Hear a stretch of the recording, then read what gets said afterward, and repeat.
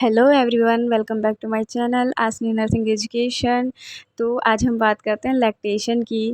Physiology of lactation, lactation होता क्या है, मिल्क कैसे बनता है, कहाँ बनता है और कब बनना स्टार्ट हो जाता है। तो ये जितनी भी प्रोसेस होती है वो हमारी ब्रेस्ट से रिलेटेड होती हैं। तो पहले हम देखेंगे ब्रेस्ट होता क्या है। ब्रेस्ट को हम हिंदी में स्तन भी बोलते हैं। तो ये होता कैसा है, इसका एक डायग्राम है, हम देख लेते हैं उसमें। तो डायग्राम में आपको दिख रहा होगा जो येलो येलो पार्ट है वो हमारा फैट होता है। उसके अलावा जो लोब्यूल्स होते हैं वो आपको ब्राउन कलर के शो हो रहे होंगे, बहुत सारे वो लोब्यूल्स होते हैं। इसमें क्या होता है, हमारा जो मिल्क है वो इकट्ठा होता है। जितना भी दूध हमारा बनता है वो हमारा लोब्यूल्स में इकट्ठा होता है। उसके बाद जो आपको डक्ट दिख रही होंगी, डक्ट से क्या होता है, जितना इकट्ठा हुआ मिल्क है वो डक्ट्स के थ्रू क्या होता है, बाहर आता है। फिर जो हमारा जो आपको एरियोला दिख रहा होगा, एरियोला क्या होता है, जो ब्राउन कलर का जो पार्ट होता है निप्पल के अराउंड, जो साइड साइड में जो काला काला पार्ट होता है उसको हम एरियोला बोलते हैं। और उसके बाद वो जो हमारा छोटा सा लास्ट में दिख रहा होगा वो निप्पल होता है। निप्पल से क्या होता है, जितना भी हमारा मिल्क या जितना भी हमारा दूध बनता है वो वहाँ से बाहर निकलता है। तो आई होप इतना आपको समझ में आया होगा कि उसमें क्या क्या होता है। लोब्यूल्स होते हैं, डक्ट्स होती हैं, एरियोला होता है, निप्पल्स होते हैं और फैट। तो अब हम बात करते हैं जो मिल्क है वो कब बनने लगता है। तो कोई एक फ़ीमेल है जब प्रेग्नेंट होती है तो प्रेग्नेंट होने के 14 सप्ताह बाद वो क्या होती है, मिल्क का प्रोडक्शन करने लगती है, मतलब उसमें मिल्क बनने लगता है। तो कितने 14 सप्ताह में क्या होता है, मिल्क बनने लगता है। और ये कैसे कैसे होता है इसके बारे में हम आगे डिटेल में देखते हैं। तो पहले हम बात करते हैं lactation. Lactation is the production and secretion of milk. Lactation होता क्या है, तो प्रोडक्शन और सिक्रीशन ऑफ मिल्क, कि हमारा जो मिल्क है वो कैसे बनता है और कैसे सिक्रीट होता है बाहर को, तो इसको हम बोलते हैं लैक्टेशन। फिर हम बात करते हैं फिजियोलॉजी ऑफ लैक्टेशन। मतलब ये जो लैक्टेशन है वो कैसे कैसे बनता है, तो इसकी कुछ स्टेजेस हैं। तो फर्स्ट है हमारी मेमोजेनेसिस। मेमोजेनेसिस का मतलब है कि जो हमारा ब्रेस्ट है वो बनने लगता है, मतलब ब्रेस्ट जो है हमारा वो प्रिपेयर होता है। सेकंड हमारा आता है लैक्टोजेनेसिस, जिसमें क्या होता है, मिल्क का सिंथेसिस होता है, इसमें हमारा मिल्क बनने लगता है। फिर थर्ड हमारा आता है गैलेक्टोकाइनेस। इसमें क्या होता है, इजेक्शन ऑफ मिल्क। मिल्क इसमें क्या होता है, इजेक्ट होता है, बाहर की ओर आता है। देन हमारा आता है गैलेक्टोपोइसिस। गैलेक्टोपोइसिस का मतलब है मेंटेनेंस ऑफ मिल्क और लैक्टेशन, कि हमारा जो लैक्टेशन है उसको कैसे मेंटेन करना है, ये हमारा आता है गैलेक्टोपोइसिस में। तो ये हमारी 4 स्टेजेस होती हैं लैक्टेशन की।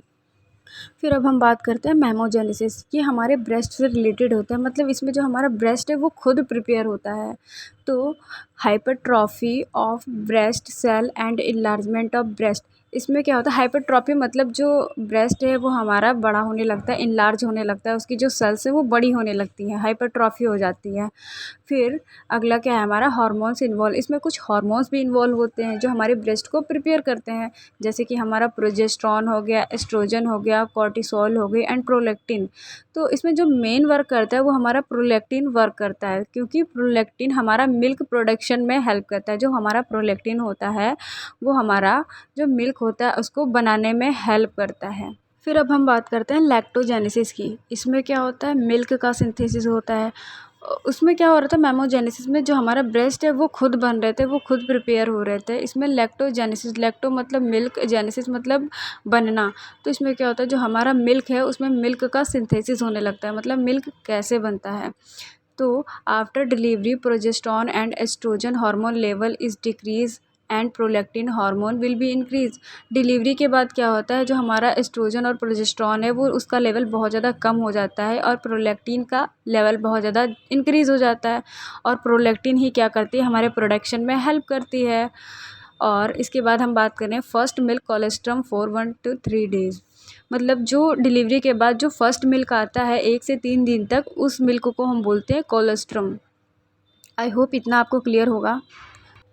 फिर हमारी आती है गैलेक्टोकाइनेज। ये स्टेज हमारी थर्ड स्टेज होती है। पहले हमारी मेमोजेनेसिस जिसमें ब्रेस्ट का प्रिपेयर हो रहा था, सेकेंड हमारा आता है लैक्टोजेनेसिस जिसमें मिल्क बन रहा था। अब इसमें क्या होता है, इजेक्शन ऑफ मिल्क। जो हमारा मिल्क बन तो गया है, अब वो बाहर कैसे निकलेगा, उसको कौन इजेक्ट कराएगा, बाहर निकालने में कौन हेल्प करता है। तो hormone is oxytocin release from posterior pituitary gland. तो इसमें एक हार्मोन्स होता है, कौन सा हार्मोन्स, जो हमारा ऑक्सीटोसिन होता है वो रिलीज़ होता है। तो वो रिलीज़ कहाँ से होता है, हमारा पोस्टीरियर पिट्यूटरी ग्लैंड से एक ऑक्सीटोसिन नामक जो हमारा हार्मोन है वो रिलीज़ होता है। और जो हमारा ऑक्सीटोसिन होती है उसका वर्क क्या होता है, कॉन्ट्रैक्शन करने में हेल्प करता है। Breast lobule contraction will occur and will let down reflex and sucking reflex activate for ejaculation of milk। इसमें क्या होता है, जो मैंने ब्राउन कलर के आपको दिख रहे होंगे जो ब्रेस्ट लोब्यूल्स होते हैं वो क्या करते हैं, कॉन्ट्रैक्शन करने लगते हैं। कॉन्ट्रैक्शन इन द सेंस जैसे कि सिकुड़ने लगते हैं। अब ज़्यादा दबाव पड़ेगा उस पर तो वो बाहर निकालने की कोशिश करते हैं, तो उसे हम कॉन्ट्रैक्शन बोलते हैं। तो कॉन्ट्रैक्शन शुरू हो जाएगा। अब इसमें एक लेट डाउन रिफ्लेक्स आता है और सकिंग रिफ्लेक्स, जैसे कि बेबी है वो सक करने के लिए, मतलब जैसे बेबी का माउथ है वो हमारे निपल एरिया पे आ जाता है, वो सक करता है। तो एक जैसे ऑक्सीटोसिन होता है हमारा, वो ऑक्सीटोसिन जो हमारा पोस्टीरियर पिट्यूटरी से सिक्रीट होता है और वो क्या करता है, कॉन्ट्रैक्शन में हेल्प करता है, मतलब मिल्क को बाहर निकालता है। तो जैसे ही हमारा बेबी का माउथ हमारे निप्पल के पास आता है तो ऑक्सीटोसिन रिलीज़ होकर कॉन्ट्रैक्शन करने लगता है। अब बहुत ज़्यादा कॉन्ट्रैक्शंस होने लगेंगे तो साथ ही साथ क्या होगा, मिल्क बाहर निकलने लगता है।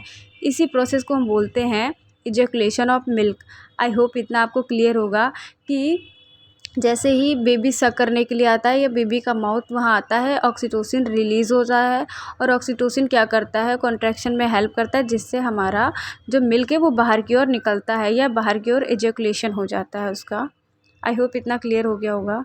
फिर अब हम बात करते हैं जो हमारी लास्ट स्टेज होती है गैलेक्टोपोइसिस, मतलब मेंटेनेंस ऑफ मिल्क प्रोडक्शन, कि कितना मिल्क को प्रोडक्शन करना है, मतलब कितना मिल्क बनाना है और कितना मिल्क बाहर निकालना है, तो इसको मेंटेन करता है हमारा गैलेक्टोपोइसिस। और हार्मोन्स रिस्पॉन्सिबल इस प्रोलैक्टिन, तो प्रोलैक्टिन हार्मोन क्या होता है, इसके प्रोडक्शन में हेल्प करता है, क्योंकि जैसे मैंने बताया था जो प्रोलैक्टिन है वो हमारे जो मिल्क है उसको बनाने में हेल्प करता है, लेकिन ऑक्सीटोसिन क्या करता है, हमारा मिल्क निकालने में हेल्प करता है, मिल्क इजैकुलेशन में हेल्प करता है। फिर हमारा आता है next point, during sucking reflex prolactin hormone will release.